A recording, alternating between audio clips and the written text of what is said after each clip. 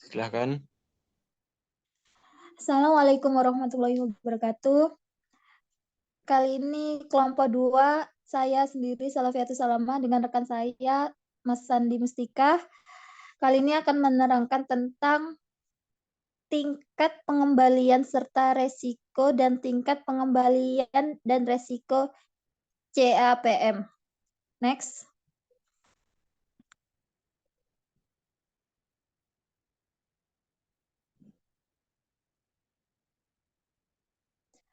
Di bab 9, tingkat pengembalian dan resiko. Next.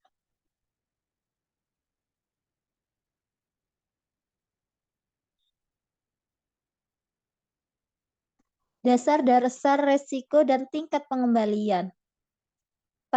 Tentunya pada pengantar manajemen keuangan, resiko di sini adalah kemungkinan adanya kerugian atau penyimpangan dari hasil yang diharapkan. Untuk mencapai sebuah sasaran maksimum harga saham, manajer keuangan harus menilai dua determinan yang utama, yaitu ada dua, satu, tingkat risiko, rate of risk, dua, tingkat pengembalian atau rate of return. Tingkat risiko adalah tingkat kemungkinan adanya kerugian sebesar penyimpangan dari hasil yang diharapkan. Sedangkan tingkat pengembalian merupakan total keuntungan atau kerugian yang dialami pemilik modal, di sini itu investor, dalam suatu periode tertentu yang dihitung dengan membagi perubahan nilai aset ditambah pengeluaran kas dalam periode tersebut dengan nilai investasi awal periode. Secara umum dinyatakan sebagai perubahan nilai atau pengeluaran investasi sejumlah uang tertentu yang dinyatakan dengan persentase tertentu dari nilai investasi pada awal periode. Next.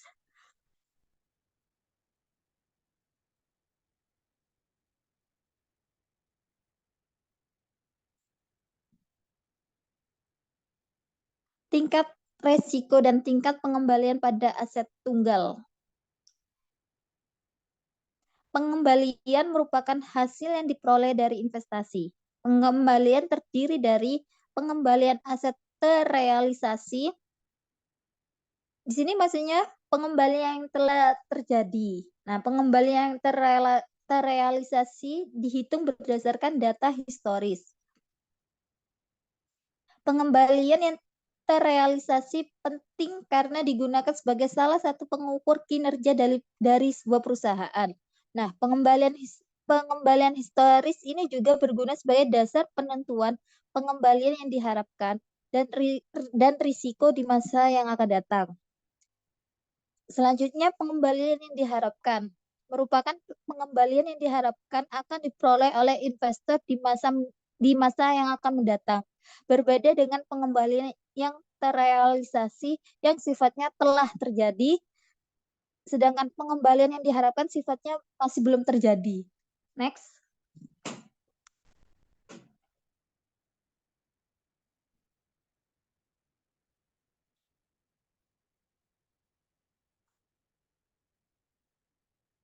Tingkat risiko dan tingkat pengembalian pada aset tunggal. Risiko sering dihubungkan dengan penyimpangan dari hasil yang diterima dengan yang diharapkan. Risiko terdiri dari risiko pengembalian yang terrealisasi, merupakan risiko yang telah terjadi atas pengembalian yang terrealisasi. Dua, risiko pengembalian yang diharapkan, merupakan risiko yang akan terjadi atas pengembalian yang diharapkan. Next.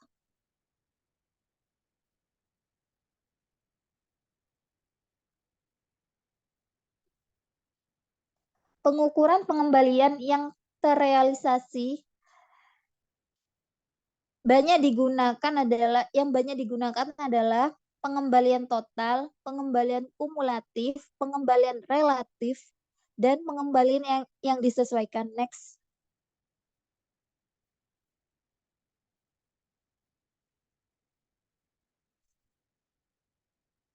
Sedangkan rata-rata pengembalian dapat dihitung berdasarkan rata-rata aritmatika dan rata-rata geometrik. Next.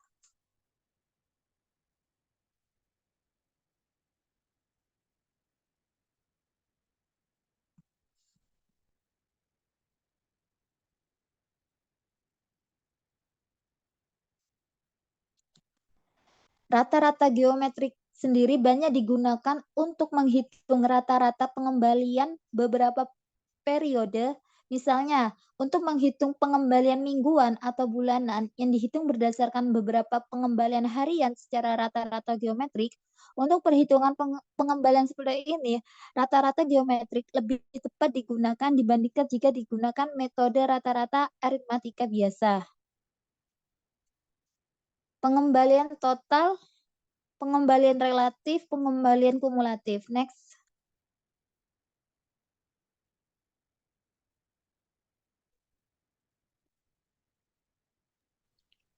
Bab 10. Selanjutnya. Selanjutnya akan saya lanjutkan untuk materinya dari Mbak Salma. Bab 10, tingkat pengembalian dan resiko. Capital Asset Pricing Model atau CAPM. Hubungan antara pengembalian yang diharapkan dengan resiko. Pengembalian yang diharapkan atau expected return dan resiko mempunyai hubungan yang positif. Semakin besar resiko suatu sekuritas, semakin besar pula pengembalian yang diharapkan. Sebaliknya juga benar, yaitu semakin kecil pengembalian yang diharapkan, semakin kecil resiko yang harus ditanggung. Hubungan positif ini hanya berlaku untuk pengembalian yang diharapkan atau ex ante return, yaitu untuk pengembalian yang belum terjadi. Untuk pasar yang tidak rasional, kadangkala pengembalian yang terrealisasi tinggi tidak mesti mempunyai resiko yang tinggi pula. Bahkan, keadaan sebaliknya dapat terjadi, yaitu pengembalian yang terrealisasi tinggi hanya mempunyai risiko yang kecil. Pengembalian yang diharapkan portofolio atau portofolio expected return. Yang kedua, risiko portofolio. Dan yang ketiga adalah portofolio dengan dua aset. Jadi, pengembalian dan risiko portofolio untuk aset atau sekuritas lebih dari dua, itu kita bisa menggunakan sebuah rumus, yaitu rupiah sama dengan A kali RA plus B kali RB. Pengembalian portofolio dapat diharapkan adalah sebesar E rupiah atau expected return rupiah sama dengan expected A plus A kali RA plus E B kali RB. Yang keempat, resiko portofolio, dan yang kelima, peringkat efisien untuk dua aset. Kombinasi dua sekuritas yang beresiko atau short sales tidak diperkenankan. Short sales berarti menjual saham yang tidak dimiliki. Misalkan seorang investor menduga bahwa saham A yang saat ini harganya 10.000 akan turun menjadi hanya 9,5 pada bulan depan.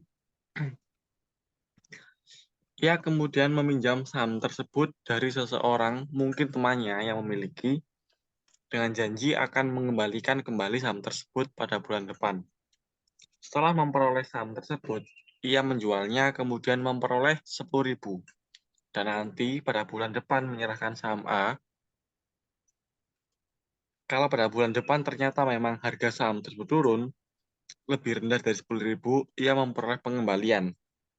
Tetapi kalau ternyata harga saham tersebut naik lebih dari 10.000, ia mungkin menderita kerugian karena bagaimanapun juga ia harus membeli saham yang sama untuk diserahkan kembali kepada temannya. Kalau bagaimanapun juga ia harus membeli saham yang sama untuk diserahkan kembali kepada temannya. Kalau short sales tidak diperkenankan, berarti tidak hanya bisa menginvestasikan dana kita semaksimum sebesar 100% pada satu sekuritas dan minimum sebesar 0%. Kalau short sales diizinkan, proporsi dana yang diinvestasikan pada suatu sekuritas bisa lebih besar dari 100% dan bisa lebih kecil 0% yang artinya negatif. Capital Asset Pricing Model atau CAPM merupakan model untuk menentukan harga suatu aset. Model ini mendasarkan pada kondisi equilibrium. Dalam keadaan equilibrium, tingkat keuntungan yang disyaratkan oleh pemodal untuk suatu saham akan dipengaruhi oleh resiko saham tersebut. Di sini resiko bukan lagi diartikan sebagai deviasi standar tingkat keuntungan, tetapi diukur dengan beta. Penggunaan parameter ini konsisten dengan teori portofolio yang mengatakan bahwa apabila pemodal melakukan diversifikasi dengan baik, maka pengukur risiko adalah sumbangan risiko dari tambahan saham ke dalam portofolio. Apabila pemodal memegang portofolio pasar, maka sumbangan risiko ini tidak lain adalah beta. Kalau kita perhatikan perumusan standar CAPM, maka sebenarnya pembentukan model tersebut menggunakan serangkaian asumsi penyederhanaan. Pengujian suatu model bukanlah pada realistis tidaknya asumsi-asumsi yang dipergunakan, tetapi pada seberapa tepat model tersebut mencerminkan realitas. Sekian dari saya. Mbak Salma, Oke, selanjutnya ya udah. Sekian dari kelompok kami. Atas kurang lebihnya kami ucapkan terima kasih. Assalamualaikum warahmatullahi wabarakatuh.